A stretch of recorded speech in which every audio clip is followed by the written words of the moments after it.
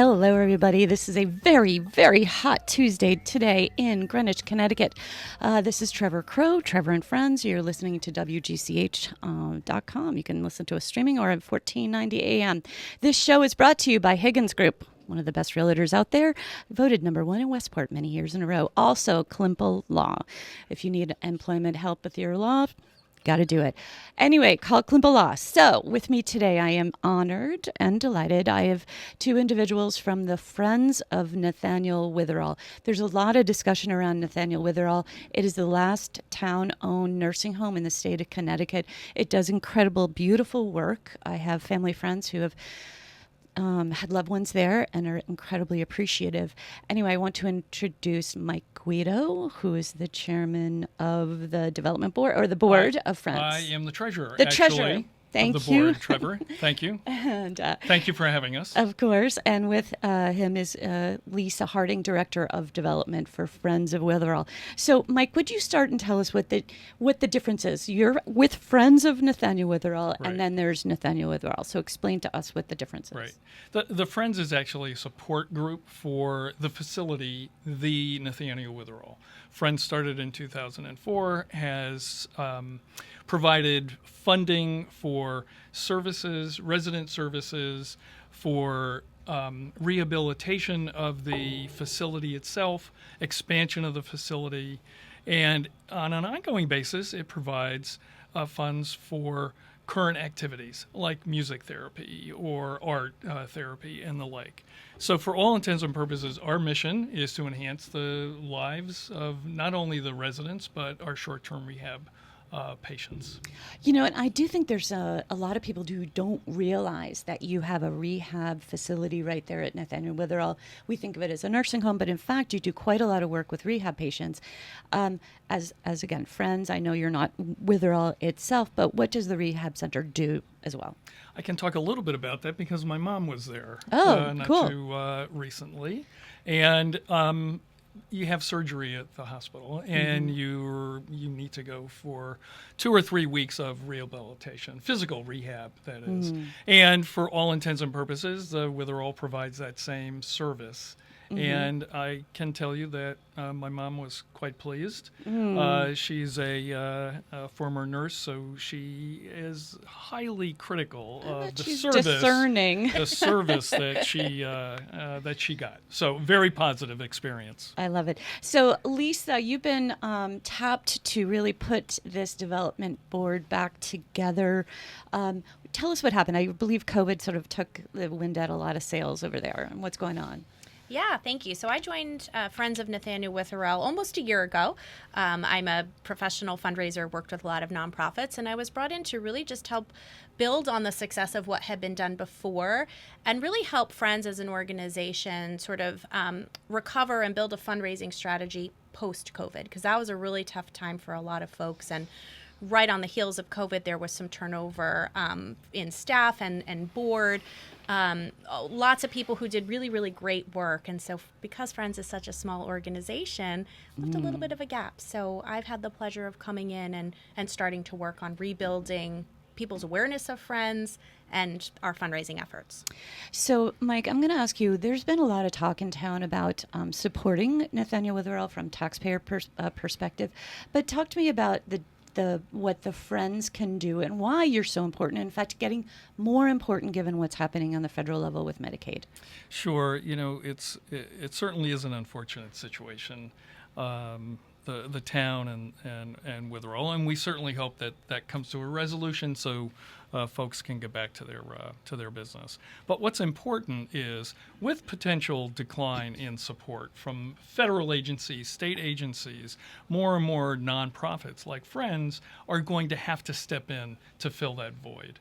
And again, we want to expand our services. We want the Witherell to expand their services, and we can support those additional services. We want to enhance the capital programs. So for all intents and purposes, Friends will provide a gap funding, if you will, if that occurs. Oh, gap funding. That is an important thing to remember. And everybody out there, where is this society getting older? Happen to be a baby boomer. Mike is Me too. I don't think Lisa is. No. And we are going to need more of these services, every one of us. And that's the reality of where we are. So gap funding is incredibly important. Anybody out there listening, I am talking to Mike Guido, treasurer of the Friends of Nathaniel Witherell. Also with me is Lisa Harding, director of development. Anybody out there who's interested in getting involved and helping raise money or volunteer, Lisa, Yes. could you help us out? What could they do? Who could they call? What do you need from them? Absolutely. You know, Friends is entirely dependent on support from the community, from donors. We don't receive any kind of federal funding to do our work. So it's a great way for the Greenwich community and those beyond to support what we consider to be a really valued institution. And you can visit our website, friendsofnathanielwitherell.org. You can learn all about us. You can learn about the different ways that you can give and support financially. Friends also coordinates the volunteer program at the facility, and that is such a valuable part of resident life. So we are always looking for individuals to come, anyone, I believe, over the age of 15, to come and spend time with our residents, help them with transport through the facility, help run our gift shop, help with recreation. You know, there's so many meaningful ways to support the residents there. That's amazing. You know, if I can add, one of the things that we want to do to enhance our volunteer program is we've begun to offer a scholarship program. And that scholarship is going to be open to high schoolers, as we want to have younger people go into volunteering. You know, I was just about to jump into that. You know, I love it. If students get involved, students go and visit these older people, they can get some incredible experiences and learn a lot. It's very helpful to all individuals to get connection in every way, but I love that. So over 15 years old, anybody listening right now, you can have, if you're a 15-year-old, which I kind of doubt, but if you have a grandchild or a child, you can start getting involved. And the scholarship means what? Do they get paid, or how does that work? You know, it's a little bit too early. We haven't set Okay. up all the criteria, but yes, it is a dollar amount, Wow. which is Okay. yet to be determined, whether we're Okay. going to give one gift, three gifts, or rewards, I guess I should call them. But more on that in the near future. Okay, great. So again, teachers, anybody listening from the high school, etc., contact Friends of Nathaniel Witherell. I think it'd be a great experience for students and all people. Like it's a good thing.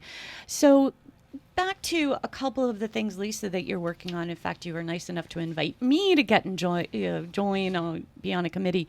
But you have a cool event coming up in September. Can you talk to us about that? Sure. I'm very excited about it. It's actually the Friends of Nathaniel Witherell's first fundraiser in probably 5 years.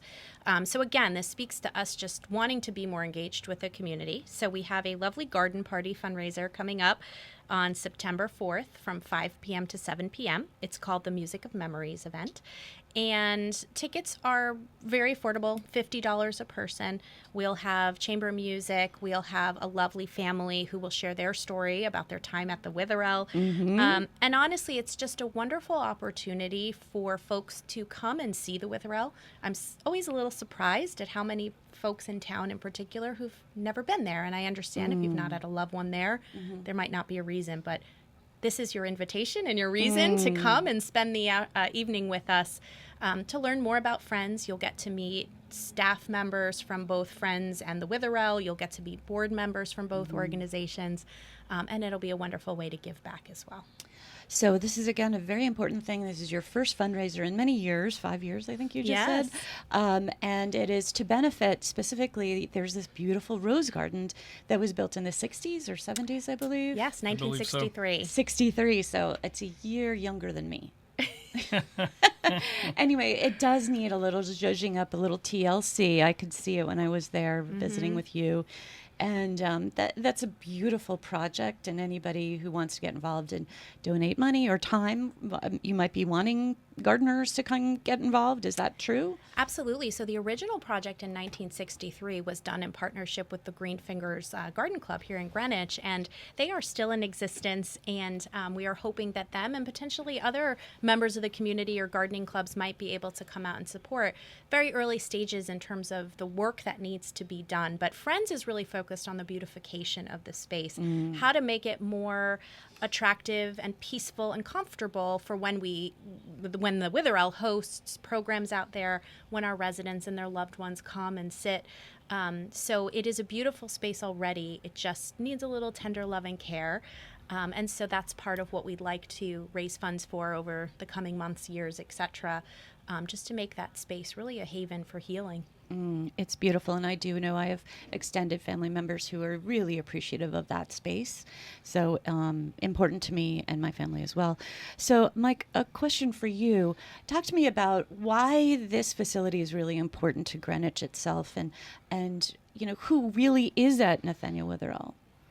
It's the Witherell has been in existence since the early 1900s, 1903, I believe. It's gone through a number of expansions. It's gone through a number of focuses on medical issues, and has turned into a skilled nursing and short-term rehab center.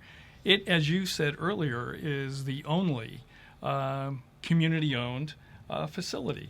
A private-public partnership that helps Greenwich be one of the top towns in the state that offers a true benefit to those who have served the community, whether that be teachers, policemen, firemen. And it's one of those facilities that is an important thread of Greenwich philanthropy. Greenwich is a terrific town. It offers loads of contributions, whether that be financial, time, whatever the case might be. So the Witherell is something that I think needs to be maintained, enhanced, and go forward. I love what you just said, Mike, because this is so important to our community. And one of the great things about Greenwich is one of the top places to age. So being able to age in place is huge. Personally, I find that very compelling. But what you're also saying, it's a place that those who have served our community, our firefighters, our teachers, our EMS, this is something that we need to really think about, and why we love our community with the way we do.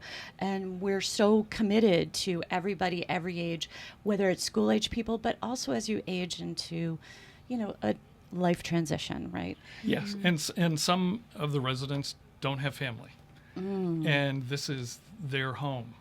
So for all intents and purposes, we want to maintain this facility going forward. So anybody tuning in right now, this is Trevor Crow with Trevor and Friends. I am honored to be sitting with Mike Guido. He's the treasurer of Friends of Nathaniel Witherell. Also with us is Lisa Harding. She is director of development.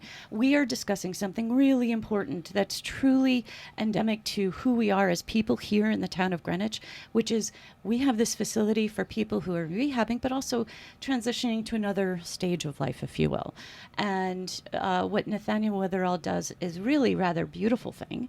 And you guys just haven't had a chance to really regenerate the coffers and really go back to Greenwich philanthropic giving, which it's here, it's right in this town, and we just need people to understand and realize that the patients there, the garden, there's so many areas that need some help and support and TLC. So again, anybody out there listening, you can get involved in various ways. Lisa, would you give us a few ideas of how people can be involved with the Witherell? Absolutely. Friends of Witherell? Yes, absolutely. Of course, making a monetary donation of any amount is always helpful. That will go back to directly working in the facility to fulfill Friends' mission on quality of life and helping to impact and enhance the resident life experience. You can make monthly recurring gifts. You can donate stock. We have a corporate caregivers program if there are business owners out there who would like to get involved. volunteering at the facility is so important. We are so grateful for the many people who give about 400 hours every month to provide support and companionship to residents and short-term patients. Follow us on social media. We have some great content, some great stories to tell, and we'd love for you to engage with us there. And then, of course, attend one of our fundraising or community events. The next one coming up, as you mentioned, is on September 4th. Yeah, so again, Friends of Nathaniel Witherell, separate from the actual facility itself. Mike Guido here is the treasurer. We touched on this a little bit before, but there's concern about Medicaid cuts, and that's why you guys are even more important than ever. We don't know what's going to happen, as you mentioned. Correct. Can you talk to me about what you have? Have you got a goal in mind of monies that you'd like to raise, or an endowment you'd like to fill up, or what are you thinking? Yeah, interesting that you asked that. We do have two board designated funds. One is Resident Life, the David G. Ormsby Resident Life Fund, which is focused on enhancing the activities, services provided to the patients and the residents. The second is the Friends Garden Gate Fund, which you mentioned the Rose Garden, which is where we're going to have our September 4th event. And that's intended not only for the Rose Garden, but to enhance all of the gardens around the Witherell. My personal hot button is the front garden. When I walk into the front door of Witherell, in the fall and the spring, I always see residents out there. But for all intents and purposes, there really isn't a platform, an easy way for wheelchairs, and there isn't enough seating. So that, too, hopefully in the future will be something that we enhance as well. We can create a space for the residents to come out comfortably with their wheelchairs. They read, that's right. And read and spend time together.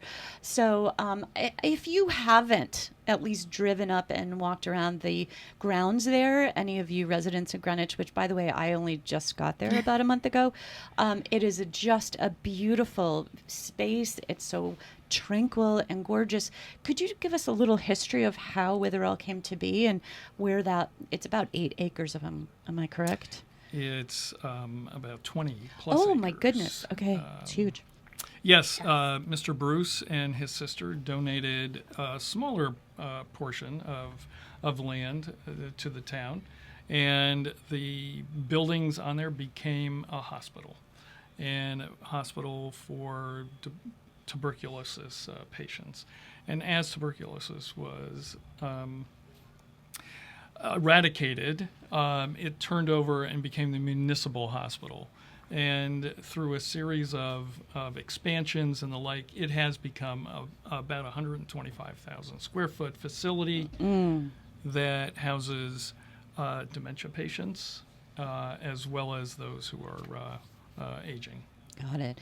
So it really is a park-like setting. It is. And I really wish people would drive it. Parsonage Road. Yes. Pilgrim Parsonage Road. So even if you drive up there and drive around, it is incredibly gorgeous, and is really a very special part of our community, something that any other town in Connecticut does not have. That's right. So Lisa, you were talking to me about what percentage, I don't even, the connection of a Greenwich resident to somebody who might be spending their last days at Nathaniel Witherell. Absolutely. Well, I know that the Witherell considers all of their long-term residents to be residents of the town of Greenwich. As Mike said, this is their home. But the last statistic that I heard was roughly 85% of the individuals who are living at the Witherell have a connection to the town of Greenwich, either having lived there themselves or having family members who have. And so it's a really utilized facility here, and it's an important service to be close to your loved ones, to be able to pop in and see them after work or on the weekends, and to really be nearby in the event that they need you. Yeah. So as I mentioned before, I have extended family who have had their loved ones at Witherell, and I know from their experience how appreciative they are of all the services. And in fact, that garden played a big part in one of their parents passing. So I'm not sure most people out there in Greenwich, or those of us who are listening, realize how important a facility is that's so close to us that you can see your loved one. dementia is really tough, and getting to your person, or maybe it's your parent or grandparent, it's so important to do. And I'm not sure everybody appreciates how incredibly important it is to have that person close to you. And I think a lot of folks, we don't think about aging until it hits us or it hits someone that we love. But I've had the pleasure of speaking with and meeting so many of the donors at Friends, and I always like to ask them what's inspired them to give. And there's always a variety of reasons, but so many people have said they've never utilized the facility. They haven't yet had a loved one there, but they feel like they're really making an investment in the future that they want to have and the future of aging that they want to have for their loved ones. And they really see the value in the Witherell and appreciate that it's there should they need it. And in the meantime, their gifts are going to support people who are really benefiting from it. Yeah, that's, again, I think Mike said it, which is as a community here in Greenwich, we do have Greenwich Philanthropy. We do have a long history of supporting one another. Yes. And I think we can't forget that. Is there anything else you'd like to mention to our listeners today? Yeah, I think you've said it all. Going to the facility and seeing it and understanding the dedication of the nurses and the staff at Witherell, and then also visiting our own staff and we're in the same building, and getting to know how Friends supports Witherell. So important. Okay, we're going to wrap up this segment right now. Just a reminder, this is Trevor Crow, Trevor and Friends. I've had Mike Guido, Treasurer of Friends of Nathaniel Witherell. Here with me also is Lisa Harding, Director of Development. Lisa, can you tell people how to contact you if they want to volunteer or donate, etc.? Absolutely. You can feel free to reach out to me directly at lisa.harding@friendsofnw.org. And all of that information is also on our website, which is friendsofnathanielwitherell.org. I am so glad you two came and hung out with me for a little bit today. We'll have more discussions, and we are going to be right back. This is Trevor Crow, Trevor and Friends, WGCH, 1490 AM, and you can also listen on WGCH.com.